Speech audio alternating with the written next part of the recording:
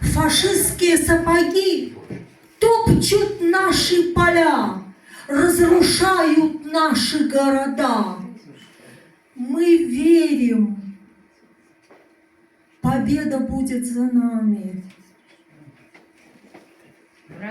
Врагу не сломить наше мужество и отвагу. Мы знаем, нужно сломить врага и вернуться домой живыми. Мы знаем, победа будет за нами. Солдатики, бейте фашистских захватчиков, и победа будет за нами. Баллада о красках. Юрий Посредников.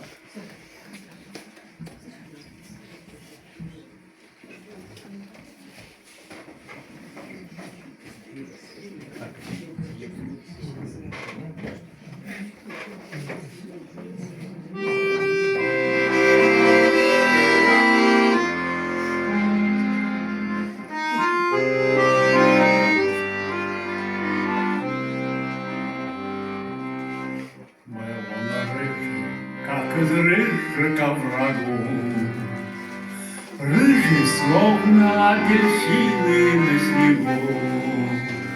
Мать смеялась, мать веселою была. Я солнышко, сыночка родила, а второй был черный у нее, черный, словно обгорелый смолём. Хохотала над расспросами она, хохотала над расспросами она, хохотала над расспросами она. Говорила, слишком ночь была черна. 41-м, 42-м году прокричали репродукторы беду. Оба сына, оба двое корабли поклонились маме в пояс и ушли. Довелось отведать молодым рыжий день, огонь и черный день, злую зелень застоявшихся полей, злую зелень застоявшихся полей, злую зелень застоявшихся полей, серый цвет прибутовых госпиталей. Оба сына, оба двое, два крыла, воевали до победы, мать жила. Не удивила, не клела свою судьбу, похоронка обошла ее избу. Повезло ей счастье вдруг, лишь одной на 3 села вокруг. Повезло ей, повезло ей, повезло, повезло ей, повезло ей, повезло, повезло ей, повезло ей, повезло. Оба сына воротились в село. Оба сына, оба двое кровь издалась, золотистых орденов не сосчиталось.